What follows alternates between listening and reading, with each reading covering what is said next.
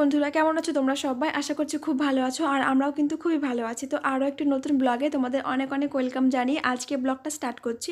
তো আমরা একটা জায়গায় যাব, তো তোমাদেরকে আগে থেকে আমরা কিছু বলবো না কোথায় যাচ্ছি, তার জন্য কিন্তু তোমাদের পুরো ভিডিওটা আমাদের দেখতে হবে। তো চলো বেশি কথা না বলে আগে আমরা বেরিয়ে পড়ি। তো আমাদের বাস ধরতে হবে, লেট হলে আমরা লাস্ট বাসটা ধরতে পারবো না। তো বেরোনোর আগে আমি এখানে মায়ের সঙ্গে দেখা করে নিলাম। মাকে আর কি বলছিলাম যে ফোনটা কাছে রাখতে। পুচকে কিন্তু আমাকে আর ওর কাকাকে দেখে বুঝতে পেরেছে যে আমরা দুজন কোথাও যাচ্ছি। তো ও প্রথমে টাটা করছিল, তারপরে কিন্তু ভীষণ কান্না করছিল। আর এখানে আমি ভাইকে ফোন করছিলাম, আসলে আমার একটা ডকুমেন্টের খুব দরকার ছিল। তো আমরা বেরিয়ে পড়েছি। আর আজকে না খুব ঠান্ডাও লাগছিল, মানে দিনের বেলাতে গরম আর রাত্রেবেলা খুব ঠান্ডা লাগছিল। তো চলো, যদি আমাদের আর 5 মিনিট লেট হতো তাহলে হয়তো আজকে আমরা লাস্ট বাসটা ধরতে পারতাম না, হয়তো আমাদের আজকে যাওয়া ক্যান্সেলই হয়ে যেত। তো চলো, আমরা বাস থেকে নেমে গেছি, এখন টোটোতে করে যাচ্ছি স্টেশনে। আর দেখো আমি চলেও এসেছি। অনেকক্ষণ ধরে আমরা ট্রেনের ওয়েট করছি, আমরা অনেকটা আগে চলে এসেছি। আমাদের ট্রেন সেই 1টা-1:30টার দিকে, বলো 1:30টার দিকে, আর এখন বাজে 12টা 3, মানে আরও 1.5 ঘন্টা। আমার এখানে এসে সেই 1 বছর আগের কথা মনে পড়ছে, জানো তো।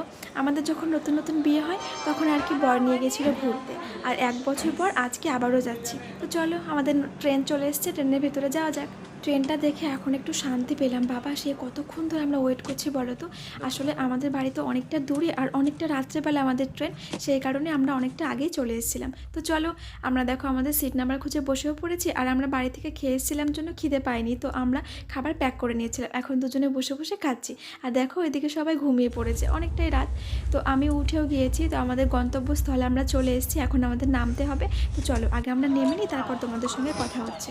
তো আমরা পৌঁছে গিয়েছি আমাদের গন্তব্যস্থলে। এখন যেটা করতে হবে সবার প্রথমে, সেটা হচ্ছে আমাদের আগে একটা রুম নিতে হবে, জানো তো। কারণ কয়েক ঘন্টা জার্নি হলেও না প্রচণ্ড খারাপ লাগছে এখন। আর আমার তো জার্নি ভালোই লাগে না, প্রচণ্ড আমার শরীর খারাপ হয়ে যায়। তো চলো, তো এখন আমরা রুমের জন্য এখানে ওয়েট করছি। আসলে অনেকটাই সকালে আমরা নেমেছি, যে কারণে কোনো হোটেল কোনো কিছু এখনও খোলেনি।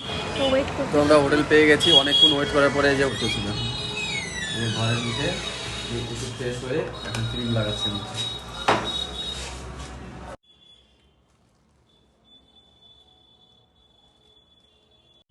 তো আমরা রেডি হয়ে গেছি, আর ওও রেডি হয়ে গেছে। এখন আমরা বেরোবো, মানে পরীক্ষা দিতে না, আগে আমরা খাওয়া দাওয়াটা করবো, তারপরে রুমে এসে তারপরে আমরা আবার পরীক্ষা দিতে যাবো। শিলিগুড়ি যাই, আমি ফোন করবো।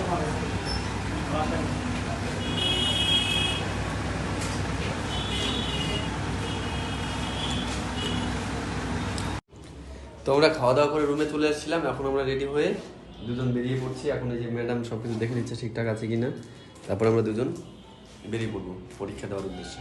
চলো, তোমাদের সাথে রাস্তায় গিয়ে দেখা হচ্ছে। তো বন্ধুরা, তোমরা কিন্তু এবার অবশ্যই বুঝতে পেরেছো যে আমরা কী কারণে এত দূরে এসেছি। হ্যাঁ, তোমরা ঠিকই শুনেছো, আমরাও কিন্তু ফুড এসআই অংশগ্রহণ করতে এসেছি। তো আজকে তোমাদের দাদা ভাইয়ের এক্সাম, আর কালকে হচ্ছে আমার, মানে একটা দিন কিন্তু আমাদের এখানে থাকতে হবে। তো চলো, এখন আমরা টোটো ধরে যাব স্কুলে, যেই স্কুলে আর কি ওর পরীক্ষা পড়েছে। তো চলেও এসছে, দেখো সবাই কিন্তু চলে এসছে স্কুলের সামনে। তো এখানে এসে আমার অনেকের সঙ্গে কথা হয়েছে, জানো তো। তো ওনাদের সবার বাড়ি না এই আশেপাশেই, শুধু আমাদের এত দূরে পরীক্ষা পড়েছে। তো যাই হোক, আমরা যেখানে পরীক্ষা দিতে এসেছি সেটা হচ্ছে জলপাইগুড়িতে। তো তোমাদের দাদাভাই ঢুকে গেছে। আর এই যে এই টাইমটুকু, মানে 1.5 ঘন্টা টাইমটা, মানে কিভাবে যে কেটেছে আমার বলার মতো না। যারা পরীক্ষা দিচ্ছে তাদের কাছে তো কোনো রকম কোনো কিছুই না, তাদের তো টাইমটা কেটেই যাবে।